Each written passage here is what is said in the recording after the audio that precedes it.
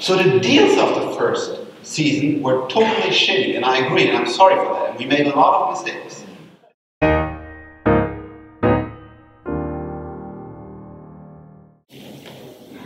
I talked to my parents, and I told them I want to start a company.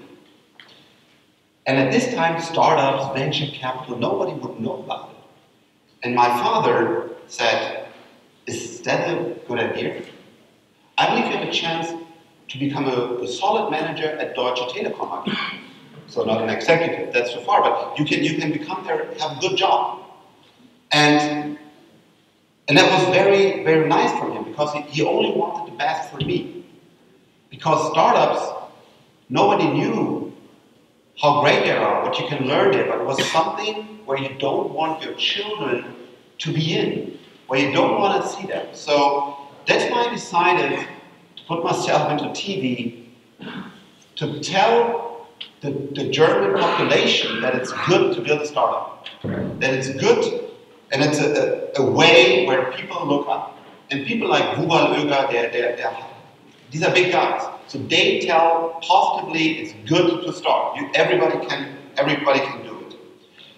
So the deals of the first season were totally shitty, and I agree, and I'm sorry for that. And we made a lot of mistakes. It's a startup. So the second season will be much, much better. Really. And I'm not stupid like I like the stickers on high heels or whatever. This is all bullshit. But it was important to get the message out there that it's good to build a startup. And that's why I will continue with the show. And the second season will be even bigger. That's my thinking behind it. So then many people still ask me, "Frank, why are you always saying the web stack?" It's not from me, it's from Wired. And so what exactly do I mean with that? I believe that the web browser for consumers is dead. Nobody will ever type in something in a web browser like www.greatstore.com and buy something. But apps are the future. And the web technology in itself is not that. HTML and everything will grow and are great. But my mother, the consumers, will not use the web longer. And the main driving force behind it are the big vendors that give us the devices that my mother buys every day. That's Apple, the iPhone, that's Android, and that's Microsoft. Nobody has an interest of pushing the open web and pushing a web browser, but they all want their closed app ecosystem. That's what I mean with the web stack. I like web technology, JavaScript is great, HTML is great, but I mean if you build a startup, don't try to build it in the web, because the web doesn't have any traction anymore. Besides, you're doing something for B2B. That will work, but not for the consumer side. That's what I want to talk about. Yeah, thanks. So then I want to talk about a very, very important topic in my daily life. Because today, mostly what I do is building apps. And building a sustainable business out of apps is very, very tough. And I believe what is not working today or will not work in the next month or year, if you want to build a startup, is charge a reasonable price for your app. That's crazy. People are not willing to pay for our work. I put a lot of effort in there. I made a great design. I worked 2 years and I launched the app, but nobody will pay a dime for your app. It will not happen anymore. I cannot tell you why, but that's like it is. So if you if your business plan is to charge for your app, it will not work.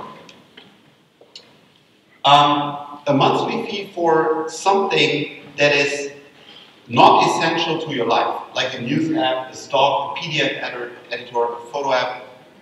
What I see is that consumers are not willing to pay for a small and nice tool a monthly fee. I saw that many startups have tried that and they did not get traction. So people are not ready to pay monthly, beside it's essential part of your daily life.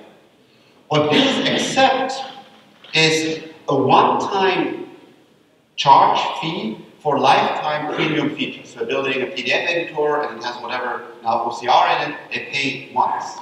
It's great for the users, but a problem for us because we want to build sustainable businesses. We want to stay in business, we want to grow our team. With a one-time fee, it's a big problem. So here are things that work. Next slide. Start free and then become an essential part of your daily life. And that's important. You have to be, it's a tough call if you are building a startup. Am I essential to part of the life? But there's no yes and no, there's a lot of gray area, but that's the only thing where I see that people are ready to pay. It's like Spotify, my music. Maybe if I'm a task junkie, it's Wunderlist, maybe Notes, Evernote and so on. But there's some, but I really have to use it every day. It has to be very, very essential to my life. Otherwise, I see consumers are not ready to pay the monthly recurring fee for using something. Gaming works great because what they do is basically they trick the consumer in, I need that fast shoe, or I need that wand now. Because I'm in the game, my logic is away and I'm totally emotional and then I buy stuff. But if people think about it and reflect, they will not pay this money. But for gaming, it works great. And what I like about the app economy right now, so the business model that I like, is earning money in the real life. So you give your app away for free because nobody's willing to pay for apps, but then you earn money with ordering a pizza, ordering a taxi, booking a tea time or whatever. But earn money in the real life, because the old business, like we use it from shelf, I pay $99 for the great word or whatever, is gone in the app economy. People will not pay this. And then, of course, always, I'm a consumer guy. So for businesses, they are ready to pay. And you don't have to become a central part of their life. But that's a totally different ballgame always. Business to business, they might pay a lot of money and don't worry. But for consumers. And of course, the oldest business model in the world survived, Tinder and Novo. And that's also really interesting to see that there is no limit.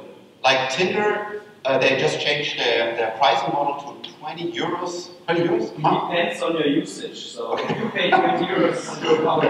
Yeah, so I'm a power user of Tinder. And on age. And on age. I'm old, grey hair, and a power user, so I have to pay 20 euros. But I mean, that's insane. Who can charge 20 euros as a consumer? So that only works when it's very emotional and very, very, very practical. 2 books that helped me. There's a lot of startup books out there, but many times I read them and then say, not really valid. So 2, you might read, or will tell you why. Traction is, it tells you, it gives you a small framework how to grow your business. It's like 18 channels, and it is just a structured way of thinking, how the hell can we get customers? Very practical, very good. The second thing is, I believe it has a very bad title. And it's written by a co-founder of Halo, and I believe Halo sucks because my taxi is so much better. But it has very nice hands-on advice and stories. So it's a little bit like the stuff that I told you today. You go with him through the different cycles of Halo and what he learned, and when he hired, and when he fired, and what was a tough decision, and when the investors did not put any money anymore, and so on. So it's a really nice, a lot of nice hands-on stories. That's it. Download, scan one, and rate it.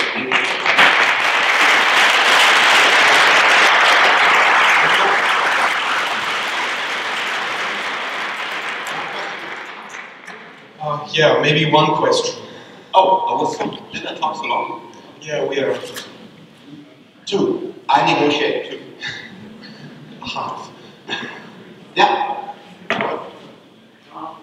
Let's say if you had a vision to tomorrow start a new venture, because you want to fundamentally change an area which, to use your words, is still fucked up because it's very much pen and paper, let's say healthcare, and you needed someone to help you who's an expert at consumer productivity and of building beautiful tools for the end user, which would be like a nurse or a physician. How would you attract this person and how would they help you? Very clever. Because he pitched me a startup, and I said, I don't do this. So I'm putting me under pressure. Keep going, try harder. I believe you're building a very good startup. So he wants to help the healthcare business to become more efficient, and I like it.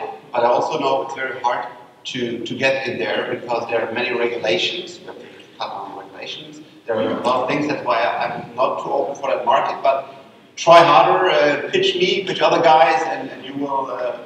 I mean, you have a great. With Verena, you already have a great mentor, and she will find the best for you. Next question. Yeah. Can you say something about digital minimalism? Digital minimalism. I have no clue what that is. Okay, I pass it on to someone else. The question. Okay.